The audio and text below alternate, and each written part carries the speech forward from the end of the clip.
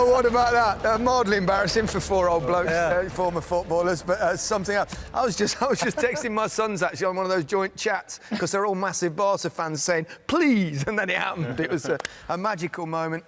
Barcelona have come back, and for one of the most phenomenal comebacks I think that we've ever seen in any football game anywhere. Well, if you look through that squad of players, they've all achieved some great things with club and country. World Cup winners, Champions League winners multiple times. But I'm sure this game will be up there with one of the best they've ever played in terms of the feeling about turning the result around. Yeah. There's so much that went into this performance in terms of drive, determination, mentality, fitness to press the way they did. I mean, it was just it had a bag of emotions in that game, all different. It was just... That was just in this studio as well. I suppose we have to say as well, I mean, you have to feel a little bit for Paris Saint-Germain, for that to happen to them. You don't? I mean... Yeah, well, I mean... okay, although we didn't look like we did, You do a little bit because, listen, they were sensational in the first leg of this game, but it's all about Barcelona now. They absolutely suffocated them. For the first 60 minutes, it was non-stop for the PSG players. They were under a barrage of suffocation. Tactical cages around every single player. They were winning the ball back in the 6-yard box, the 18-yard box. It was incredible. They had a little bit of a breather with the goal, with the Cavani goal, but then towards the end it was on again, pressing right from the front. It was incredible to watch. It was around 75 minutes. You felt flat, they've given up. Yeah. They've given up, and I think everybody felt like that, the players and the fans and everyone. But that little spark of life, that Neymar free kick, and then all of a sudden it went again.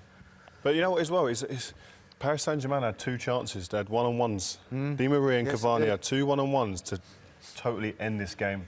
And they'll be ruining them chances. Yeah, they were. Let's remind ourselves of what happened in the second half. We knew it was 2-0 at half-time. Just after half-time, penalty decision, which there was some confusion for a while. Yeah, but it's a stonewall. This ball from Iniesta is just teasing the fullback. It's just the way he waits. Just waits for it. The movement from Neymar and the understanding and then the timing of that all in one. The defender just said, my legs have gone, he's got to go over. A definite penalty. I don't know what the referee's waiting for. He's in a great position. Well, he's going to check, isn't he, with the extra official there. That ball from Iniesta was just... I mean, very few people can play those type of balls. They're seeing a picture, not half a second before. It's like a full second before what it's going to turn out like. Beautiful penalty. Struck sweetly. Yeah, he hit his last one like that, didn't he? He arrowed it into the same corner. It's a bit more in the corner, the last one, but at that power they go in, don't they? And then, of course, 3-0, we're thinking if it gets to 4-0, it could go to extra time, anything could happen, and then I suppose they were always open to a counter-attack. Yeah. Cavani, lethal again. I think we all expected Paris Saint-Germain to score. Not this way, really, but it was a great run. Bad defending from Rakitic, and Cavani has been doing this all season with an unbelievable finish. And at this moment, you think the game's over. You think the game's dead and buried. This Barcelona team have put everything into the first half of the game, and then all of a sudden this happens and you think it's game over. Do you think Michael is perhaps one of those instinctive strikers? He seems, when he's got a lot of time, he tends to sometimes miss, but on those occasions, bang. That's right. We spoke about him before the game, and he's a player. Rio's mentioned a couple of chances. He's had a one-on-one. He hit the post in the first half, a lovely darting run again, and that again was an instinctive run. So he gets chances every game because of his movement, but he does miss a lot of chances. But as you say, that instinctive, when it comes to you, you don't have time to think about it, and certain strikers score a lot of goals that way. Well, we all thought that was it. We all thought that away goal thing had killed another game, but on this occasion, it certainly hadn't.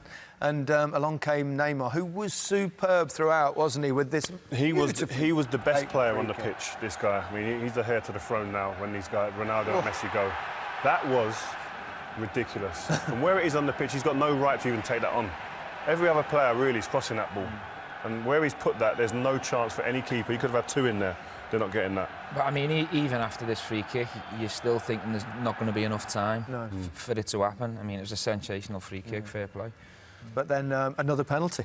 Let's have a look at the decision first and foremost before we see, well, Neymar stepping forward, the man in form, the man in the moment, despite Messi knocking one in earlier. What do we think? It's a great ball over the top, and I think what the defender does is he gives the referee a decision. The contact is minimal. He's clever there, Suarez, isn't he? You know? That's what type of player Suarez is. If you show him one little bit of weakness, he's going to pounce. Yeah.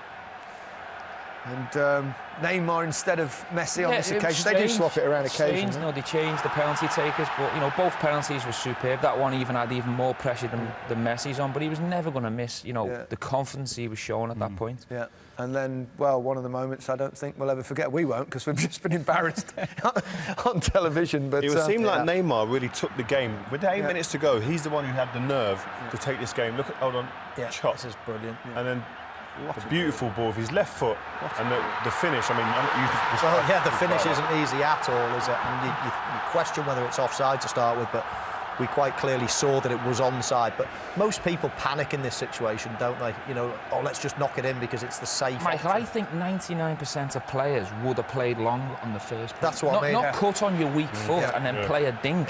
Yeah. You can't. It's when you say weak, you mean weaker. weaker, yeah, in his situation, weaker. But I think 99% of players just lob that into the box at the first occasion and panic. What And they're that's doing what's- there as well is passing on responsibility as well.